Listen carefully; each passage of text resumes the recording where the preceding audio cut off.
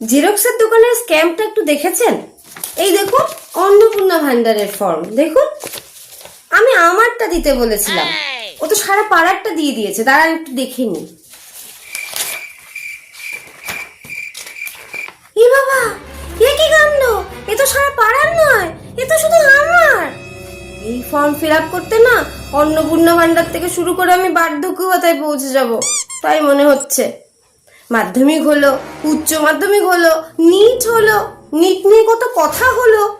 এখন বাঙালির সবচেয়ে বড় পরীক্ষা হলো অন্নপূর্ণা ভান্ডারের পরীক্ষা। বুঝলেন তো?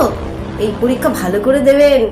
প্রশ্নপত্রের ভালো মতো উত্তর না দিলে কিন্তু পাশও করবেন না, পুরস্কারও পাবেন না। তাই পড়াশোনা করুন, যান পড়তে বসুন, নথিপত্র নিয়ে বসুন, যান।